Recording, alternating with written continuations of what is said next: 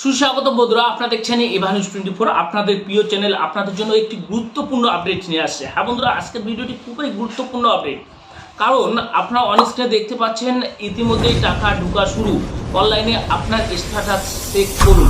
হ্যাঁ বন্ধুরা, এখানে কিন্তু বলছে যে আজকালের মধ্যেই টাকা ঢোকা শুরু হবে, কিন্তু আমরা দেখলাম কিছুদিন আগে মুখ্যমন্ত্রী ঘোষণা করেছেন আপনাদের টাকা আপনারা ডিসেম্বর মাসেই পেয়ে যাবেন। তাহলে এই টাকা কে দিচ্ছে? আবাস যোজনার টাকা কে দিচ্ছে? তাহলে কি মোদি দিচ্ছে? সেন্ট্রাল সরকার থেকে দিচ্ছে? আজকের এই ভিডিওতে আমরা সেই প্রশ্নের উত্তর খুঁজবো এবং তার সঙ্গে সঙ্গে জানবো যে 1,30,000 টাকার এখানে দাবি করা হয়েছে। তাহলে 1 লক্ষ যদি 30,000 টাকা হয়, তাহলে স্কিমটা কিন্তু 1,20,000 টাকা। সেই বিষয়টিও আজকে আমরা এই ভিডিওতে জানবো এবং জানবো যে সত্যি কি এই টাকা পাওয়া যাবে। তাহলে ভিডিওটি আপনারা না টেনে শেষ পর্যন্ত দেখবেন, কারণ ভিডিওতে প্রত্যেকটি কথায় ইম্পর্টেন্ট এবং গুরুত্বপূর্ণ কথা হতে চলেছে। বন্ধুরা, আপনাদের জন্য যাদের মাথার উপরে ছাদ নেই, চলুন বন্ধুরা কথা না বাড়িয়ে আমি সোজাসুজি টপিকে চলে যাচ্ছি। আপনারা জানেন, বাঁচতে গেলে আমাদের সকলের মাথার উপর ছাদের দরকার, আর এই জন্যই পিএম আবাস যোজনা, প্রধানমন্ত্রী আবাস যোজনা 2015 কিন্তু চালু করা হয়। 25শে জুন কিন্তু স্কিমটি পুরাতন স্কিম, এটা অনেক আগেই চালু করা হয়। আমি ভিডিও দিয়েছি, চাইলে আপনারা দেখতে পারেন এর ডিটেলস। কিন্তু এটি কিন্তু নরেন্দ্র মোদী এসে 2015 সালে এই স্কিমটি বাড়িয়ে নেয়। নরেন্দ্র মোদী পিএম আবাস যোজনা আমাদের এখনও পর্যন্ত এমন অনেক হতদরিদ্র ব্যক্তি আছেন যারা নিজেদের জন্য ঘর তৈরি করার সামর্থ্য নেই। সেই সকল মানুষেরা এই প্রধানমন্ত্রী আবাস যোজনা প্রকল্পের মাধ্যমে নিজেদের জন্য পাখা বাসস্থানের স্বপ্ন পূরণ করতে পারবেন। এখানে বলছে যে যাদের মাথার উপরে ছাদ নেই, যারা সকল ব্যক্তি রয়েছেন যাদের নিজের ক্ষমতা নেই একটি ঘর দিয়ে সেই ঘরের নিচে থাকার, হ্যাঁ, তাহলে এই প্রকল্পের মাধ্যমেই কিন্তু এখানে দাবি করা হয়েছে তাদের স্বপ্ন পূরণ হবে। আদৌ কি হচ্ছে? আপনারা জানেন 2.5 বছর ধরে বাংলার মানুষকে কীভাবে বঞ্চনা করছে সেন্ট্রাল সরকার, শুধু মিথ্যা প্রতিশ্রুতি দিচ্ছে। এখানে আমাদের প্রশ্ন রয়েছে, যদি সেন্ট্রাল সরকার দুর্নীতি পেয়েছে আবাস যোজনায়, ধরুন 100টা মানুষ, 1000 মানুষ, 11 লক্ষের মধ্যে 5,000 মানুষ দুর্নীতিগ্রস্ত রয়েছে, তাদের আলাদা করছে না কেন?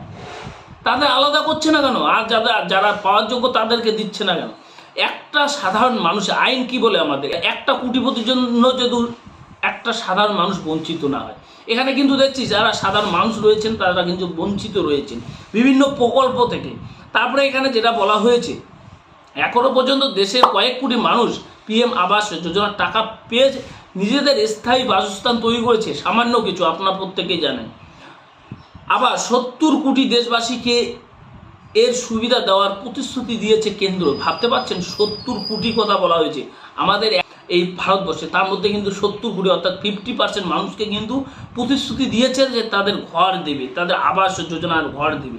কিন্তু আরও বেশি টাকা দেওয়া হবে, এখানে প্রতিশ্রুতি দিয়েছে কেন্দ্র, আরও বেশি টাকা দেওয়া হবে। এবারে ভোটের আগেই কেন্দ্র জানিয়েছিল যে অনেককেই আবাস যোজনার টাকা দিয়ে দেওয়া হয়েছে, অনেকেই পেয়েছেন। আপনারা যে কারা কারা পেয়েছেন অবশ্যই কমেন্ট করতে বলবেন। এখানে তারপরে বলা হয়েছে বাকিদেরও খুব শীঘ্রই দেওয়া শুরু হবে। এখানে বাকিদের বলা হয়েছে যে তাদেরও 2.5 বছর ধরে বাংলার লোক বঞ্চনায় রয়েছে, আর শুনতেছে শুধু তাল বাহানা। এখানে যেমন কথা তেমন কাজ, শুরু হলো অ্যাকাউন্টে টাকা ঢোকা অনেকের। তালিকায় আপনি আছেন কিনা জানবেন কিভাবে? এবারে বলছে যে আপনি আছেন কিনা তালিকায়, টাকা ঢোকা ইতিমধ্যেই শুরু হয়েছে। বন্ধুরা, যারা আবাস যোজনার তালিকায় রয়েছেন, ফাইনাল লিস্টের নাম রয়েছেন, তারা অ্যাকাউন্টে একবার চেক করে কমেন্ট বক্সে আমাদের লিখবেন যে টাকা ঢোকা শুরু হয়েছে কিনা। আমরা কিন্তু এখনো পর্যন্ত কারো টাকা ঢোকা দেখিনি। কেন্দ্র সরকারের উল্লেখযোগ্য জনমুখী প্রকল্পগুলির মধ্যে পিএম আবাস যোজনা 2024 নাম বিশেষভাবে উল্লেখযোগ্য। এই প্রকল্পের মূল উদ্দেশ্য হলো বাস্তুহীনদের মাথার উপর পাকা ছাদ নির্মাণ করে দেওয়া। এই যোজনা সেন্ট্রাল সরকার স্কিম সুবিধা দেওয়ার দায়িত্ব রাজ্য ভিত্তিকভাবে বিভিন্ন রাজ্যের সরকারের উপর দেওয়া হয়েছে। তাদের তরফে আবেদনকারীর যোগ্যতা বিচার করে প্রকল্পের টাকা দেওয়া হয় অ্যাকাউন্টে। এখানে যেটা বলছে যে যত প্রকল্পটা যে আছে, এই যে প্রত্যেকটি রাজ্যকে দায়িত্ব দেওয়া হয়, তারা যদি লিস্ট দেয়, বিভিন্ন সার্ভে করে সেটাকে যাচাই বাছাই করে অ্যাকাউন্টে টাকা দেওয়া হয়। কিন্তু আমরা দেখেছি 11,36,000 যে আমাদের বাড়ি রয়েছে, আমাদের বঞ্চিত রয়েছি পশ্চিমবাংলার মানুষ, যাদের মাথার উপরে ছাদ নেই, তারা আশায় বাদ দিয়েছে এই টাকা পাবে না। তারপরেও কিন্তু সেন্ট্রাল সরকার দিচ্ছে না। আপনারা জানেন যে 3 বছর যাবৎ কিন্তু এই টাকা দিচ্ছে না। আপনারা ভাবুন, যদি আমাদের এই টাকা আমাদের এখানে আসতো, রাজ্যে আসতো, তাহলে এই 11 লক্ষ বাড়িতে বেনিফিট কারা হতো? আপনিই হতেন। আপনার মতন একটা সাধারণ লেবার যারা ভাটায় যায় তাদের কিন্তু লাভ হতো। যারা ভাটায় ইট ভাটার কথা বলছি আমি, ইট ভাটায় যদি ইট বিক্রি না হয় তাহলে আপনার এই কাজ কোথা থেকে হবে? যারা লেবার রয়েছেন, শ্রমিক রয়েছেন, দুটা রাজমিস্ত্রি আপনার বাড়িতে কাজ করতো, টিনের মিস্ত্রি কাজ করতো, আমাদের রাজ্যের কিন্তু অনেকটা ডেভেলপ হতো। হার্ডওয়্যার দোকানগুলো অনেক উন্নতি করতে পারতো। এইভাবেই আমাদের রাজ্যের টাকা রুলিং হতো। তার মানে কি আমাদের রাজ্য ডেভেলপ হতো?